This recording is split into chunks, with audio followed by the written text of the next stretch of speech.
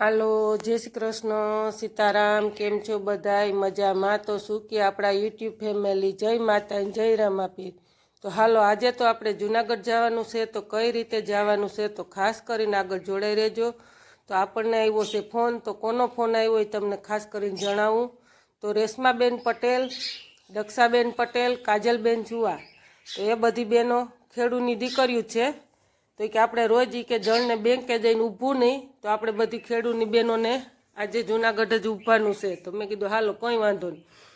તો મેં કીધું ઠાલું આવવાનું, તો કે નહીં, કોથરા લઈને સાથે આવવાનું. મેં કીધું કાં? તો કે આપણને સરકાર આપે છે બધી ખેડૂને બહેનોને ભાઈઓને કે 10,000 કરોડ પેકેટ. તો મેં કીધું 10 કોથરામાં ઉપડી જાય, તો કે તો વધારે લઈ આવજો 2 કોથરા. તો હવે હાલો આપણાથી ઉપડશે એટલા કોથરા લઈને જઈએ.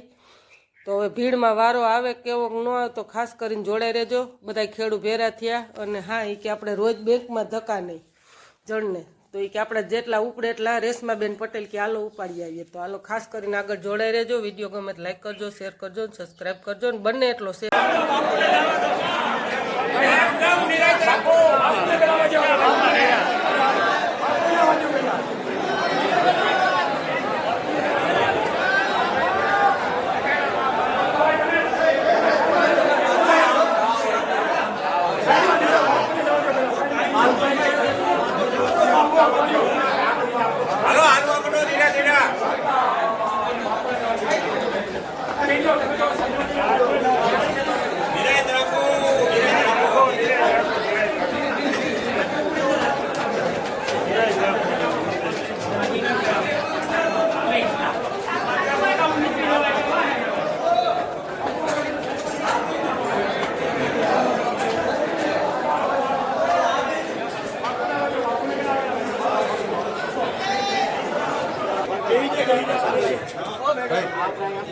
बोले भाई बोले हाँ बोले थोड़ा काम है तो मैडम आए ऊपर थोड़ा काम है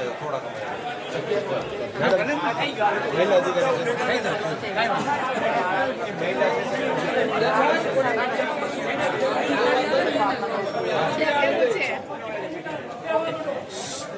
शांति रखो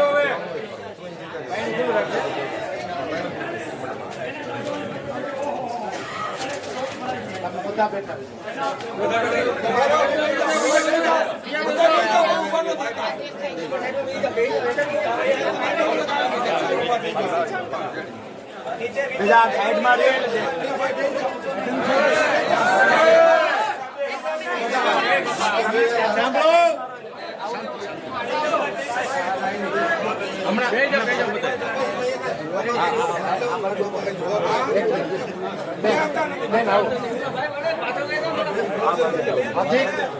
अधिक जिला મેજિસ્ટ્રેટ કોણ છે? અમારા ખેડૂત ભાઈ છે, ગામડાના માણસો છે.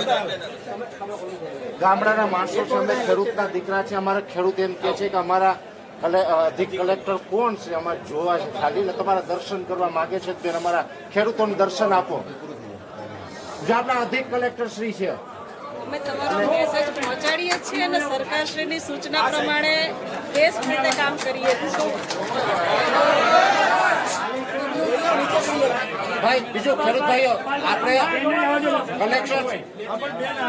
કલેક્ટરશ્રીની ઓફિસમાં છે એટલે આપણે કોઈ અવાજ ન કરાય, શિસ્તમાં રહેવું બધા. બીજું હવે બેન અમે મૌખિકમાં જાહેરમાં બધા ખેડૂતો છે, અમારી માગણી છે 3 માગણીઓ તમને બોલીને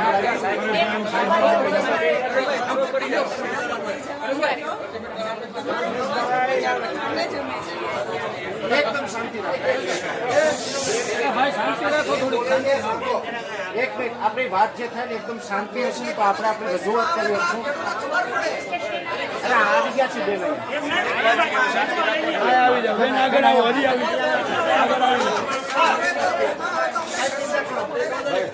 ઓકે.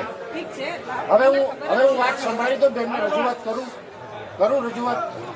બેન અમારી 3 માગણીઓ છે, જેની અંદર ગુજરાતનો ખેડૂત છે એ સતત એક દાયકાથી એને માવઠું પડે, અતિવૃષ્ટિ થાય, અનાવૃષ્ટિ થાય, વાવાઝોડું આવે, અનેક પ્રકારની આફત આવે એટલે કુદરતી મારને કારણે પણ ખેડૂત છે આર્થિક રીતે ભાંગી પડ્યો છે.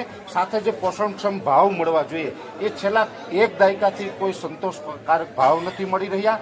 દવા, ખાતર, બિયારણ, ડીઝલ આ બધું મોંઘું થઈ ગયું અને અમારા ખેડૂતની જે જણસ છે એનો કંઈ સારો ભાવ ન મળ્યો એટલે આર્થિક રીતે અમારા ખેડૂતો છે એ ભાંગ્યા છે.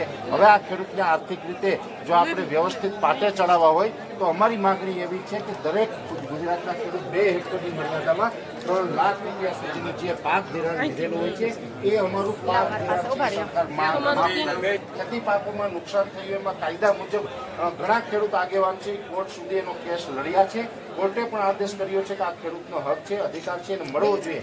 છતાં આજે હજુ 50% કરતાં વધારે ખેડૂત એવા છે કે એના ખાતામાં એ વીમાની રકમ આવી નથી. તો એ વર્ષ 2019નો પાક વીમો છે એ તાત્કાલિક ધોરણે ખેડૂતોને આપવામાં આવે એક રજૂઆત અમારી એ છે. ત્રીજો મુદ્દો અમારો એ છે કે સરકારે ગઈકાલે 9 તારીખથી જે ટેકાના ભાવે ખરીદી ચાલુ કરી છે જેમાં સરકારે 125 મણ મગફળી લેવાની જાહેરાત કરી છે. જ્યારે અમારી ખેડૂતોની માંગ એવી છે કે 125 નહીં પણ 200 મણ સુધી એ મગફળી છે એ ખરીદવામાં આવે. સાથે ગુજરાતના 80 થી 85% ખેડૂત એવા છે કે જે માવઠાને કારણે એની મગફળી છે પલળી ગઈ છે. બેન, અત્યારે પલળેલી મગફળી છે એનો જે માર્કેટ વેલ્યુ પ્રમાણે ભાવ છે ને એ લોકો એની મરજી મુજબ માગી રહ્યા છે. એટલે ખેડૂતોની જે મજબૂરી છે એનો લાભ અમુક લોકો ઉઠાવી રહ્યા છે. એટલે 300 થી 400 રૂપિયા પ્રતિ મણમાં ખેડૂત પાસેથી મગફળી પડાવવાનું અત્યારે ષડયંત્ર ચાલી રહ્યું છે. એની જગ્યાએ સરકાર છે જે આપણે લોકશાહીની અંદર જેને માય બાપ કહીએ છીએ તો આ સરકારે અમારી પલળેલી મગફળી છે એ પણ ટેકાના ભાવે ખરીદી લેવી. આવી અમારી આ 3 માગણી છે. આ 3 માગણીનું જે અલ્ટિમેટમ છે આ અલ્ટિમેટમ અમે લઈને આવ્યા છે. આ જે અમારો 12 દિવસનો સમય છે આ 12 દિવસના સમય મર્યાદામાં જો અમારી માંગો સંતોષાશે નહીં તો આ ખેડૂત છે જગતનો તાતનો જે આદેશ થશે એ મુજબ અમે ઉગ્ર કાર્યક્રમ તરફ જવાના છે.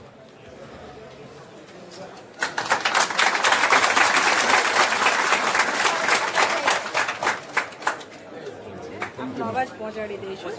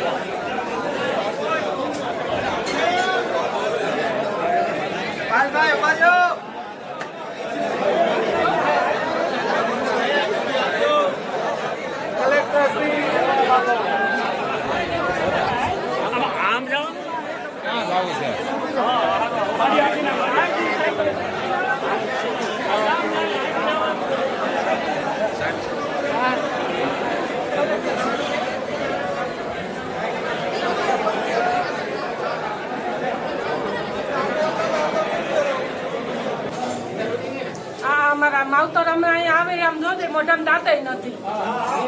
હે અમારા ત્યાં જોવાય નહીં. આ દાદાને આમ જુઓ તોય અહીં ધક્કો ખાવો પડે કલેક્ટર ઓફિસે. હે હવે આ ખેડૂતને આમાં કાંઈ કોઈ છે જ નહીં, ખેડૂતને જ કોઈ નથી. બાકી તમારે એને જુઓ પસંદ કે તારું સરકાર ફરેથી 2 નંબરનું મેટો દા બાકી નહીં એટલે અમે ખેડૂત નીકળી જ છે સરકારને કહી દેવી ને સરકારનો મને ગામની કાકલીયાનો કોઈ પ્રશ્ન નથી. પ્રશ્ન જો તો ઠીકની લોન લીધી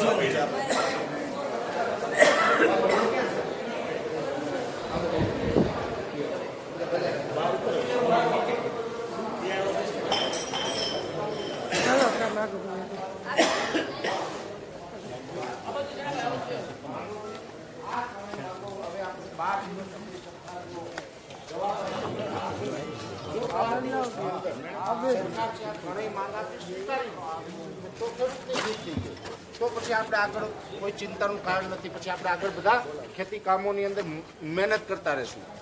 પણ જો આ 3 માંગ છે એ ન સ્વીકારે તો આનો સમય મર્યાદા પૂર્ણ થશે. પછી આપણે જે પણ આખી ડિઝાઇન બનશે આ આંદોલનની, જે પણ આપણું આયોજન થશે એ તમામ ખેડૂત ભાઈઓને આપણે યુટ્યુબના માધ્યમથી હોય, જેના સંપર્ક હશે એને રૂબરૂ ટીવી ચેનલના માધ્યમથી અલગ અલગ માધ્યમોથી તમને જાણ કરવામાં આવશે.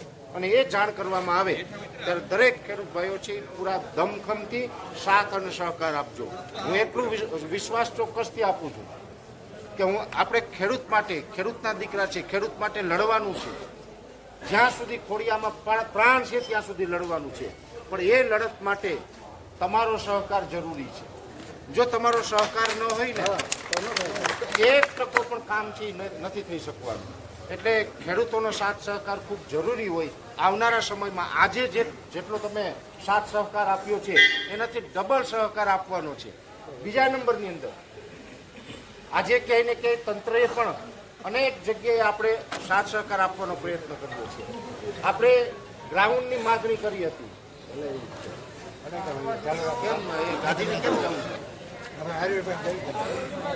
ગાડી નીકળી આવવા દેજો. ભાજપની ગાડી છે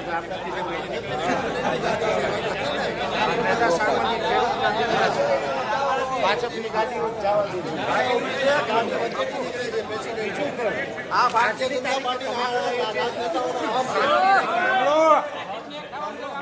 તમે શાંતિ રાખી, સંયમ રાખ્યો એ ખૂબ જરૂરી છે. કેમ કે આપણે બધા ખેડૂતના દીકરા છે. સવારથી એક જ વાત કરતો હતો કે આપણે કોઈ પણ લડત લડવાની છે તો એકદમ શિષ્ટાચારથી, સંસ્કારથી, સભ્યતાથી લડવાની છે. આપણે કોઈ તોફાન આપણા તરફથી ન થવું જોઈએ. તમે બધાએ ખૂબ ધ્યાન રાખ્યું, ખૂબ સાથ સહકાર રાખ્યો અને તમે જે રીતે શાંતિથી છેક સુધી અમારી સાથે ખંભેથી ખંભો મિલાવીને ઉભા રહ્યા છે એટલે આપણે આ સુખદ રીતે આ કાર્યક્રમ તરફ જઈ રહ્યા છે. એટલે આજનો આ કાર્યક્રમનો પહેલો પડાવ હતો એ આપણે અલ્ટિમેટમ આપ્યું છે. સમય આવતા જ્યાં જરૂર પડશે ત્યાં તમારા સાથ સહકારની ત્યાં અમે તમને હાકલ કરીશું. આવનારા સમયમાં આજે જે તાકાતથી તમે સહકાર આપ્યો એનાથી 10 ગણી તાકાતથી આવનારા સમયમાં તમે અમને સહકાર આપો એવી અપેક્ષા રાખું છું. અને આગળ આપણે બધા સાથે મળીને બધાની જે લાગણી હશે, માગણી હશે એ મુજબ આ 3 મુદ્દા સાથે આપણે લડતા રહીશું.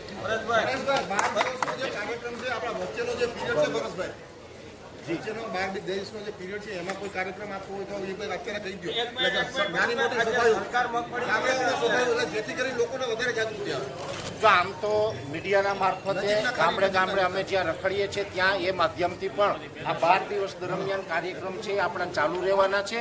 તમે પણ એક માંગ છે ઊભી કરી શકો છો. ખાસ કરીને અત્યારે સોશિયલ મીડિયાનો જમાનો છે.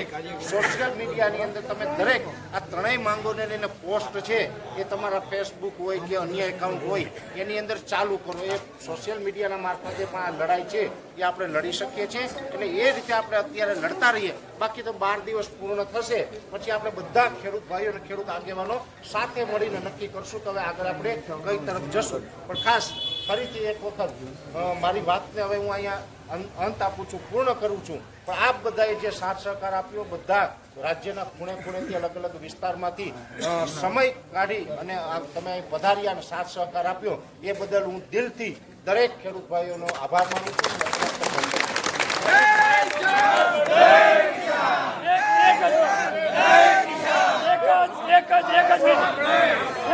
એક મારી વાત સાંભળ્યો. હવે પછી ભગવાનની દયાથી આ પૂર્ણ થઈ જાય, ન થાય અને પરેશભાઈ આગળ જવાનું થાય તો જ્યાં ભાઈ હું આ કંપની તમારા તરફથી 5,000 રૂપિયા હું આપું છું, કારણ કે આગળ ક્યાંય પણ ચા પાણી હાથે પીવા હશે બે તો નાસ્તા તો મારા 5,000 મારા તરફથી 5,000 રૂપિયા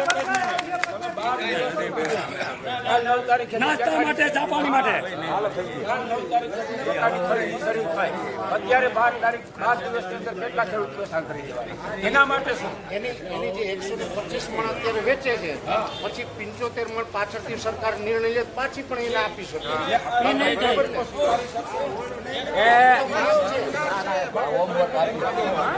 આપણી માંગ છે.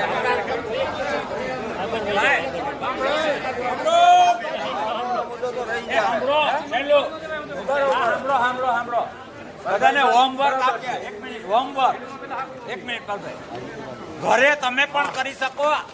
આપણે દેશી ભાષામાં કહું તો આમણે ને 5-10 જણા એ ગધેડી નથી પકડી, બધાની ડ્યુટી છે.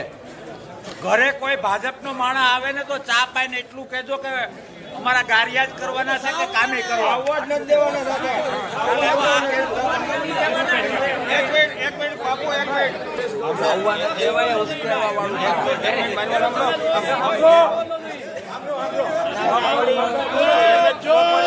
જવાન, જય જવાન.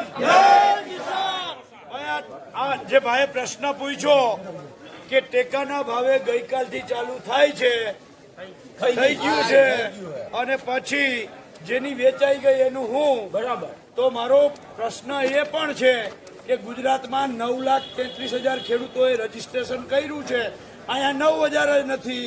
તો પરેશ ગૌસ્વામી એકલો જ જવાબદાર છે? હું પેલા એના માટે આપણે અહીંયા સંખ્યા કરવી પડે, આવવું પડે. અહીંયા હતા એનાથી 50 થી 60% આપણે અહીંથી નીકળી ગયા.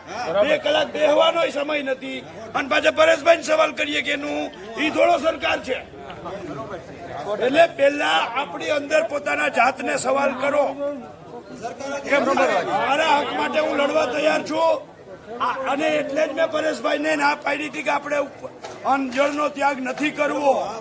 એનું મુખ્ય કારણ આ હતું. મેં તો અનેક આંદોલનો કર્યા છે, અને આજે એટલે જ નિર્ણય કર્યો કે લોબીમાં વયા જઈએ, એટલા માટે જ. નહીંતર અહીંયાથી 50% તો આપણે વયા ગયા હતા. આપણી મક્કમતા જોઈએ લડવા માટે, પરિણામ માટે. એટલે ખોટી કોઈ ઉશ્કેરણીજનક વાત નહીં. ક્યાંક પાછું હટવું પડે તો સિંહ પાછો હટે, ક્યાંક હટવું પડે તો હટાય, પણ પાછી ડાફ મોટી ભરાય. 12 તારીખે તૈયારી સાથે આપણે લડાઈ ચાલુ કર્યું.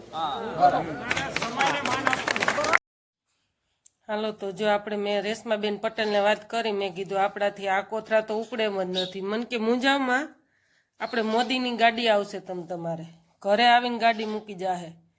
તો મેં કીધું તો જ થાય, નકર તો અમારા ગાડીમાંય ન થાય એમને, મારા કીધે ઉપડે એમ નથી. તો કે આ 10,000 કરોડ પેકેટ ઉપાડવા કેમ? તો કે મુંજાવમાં તમને ઘરે આવીને આગળ ગાડી મૂકી દે. હાલો, મોદી સરકાર આપણે અહીંયા લાઈવ જુએ જ છે. તો મેં કીધું કંઈ વાંધો નહીં, તો હાલો આપણે ઘરે જઈએ. જો આપણને ગાડી મૂકવા આવે કે ન થતી એ પણ તમને ખાસ કરીને બતાવી. 10,000 કરોડ પેકેટ મૂકવા આવી ગાડી. તો જો ગાડી નંબર સહિત તમને બતાવું, તો ખાસ કરીને જોડાઈ રહેજો. જો આ ખાતાની ગાડી આવી છે, આપણી શેરી સુધી મૂકી ગયા. જ્યાં સુધી આપણે ઘરે નહોતી પોતે એમને, તો આપણે શેરીમાં આવીને મૂકી ગઈ. તો આનો આભાર માનવો જોઈએ આ સરકારને. તો ખાસ કરીને કોમેન્ટ કરી દેજો. વિડીયો ગમે લાઈક કરજો, શેર કરજો અને સબસ્ક્રાઈબ કરજો. જો ખાસ કરીને આગળ જોડાઈ રહ્યો. રામાપીરના દર્શન ખુદ આપણે કરી ગયા અને આપણે ઘરે આવીને મૂકી ગયા. 10,000 કરોડ પેકેટના કોથરા. જો આવી ગાડી કિંમતી લઈને આપણને સરકારે મૂકી ગયા ઘરે. જો બાય બાય, ટાટા, જો જાય છે.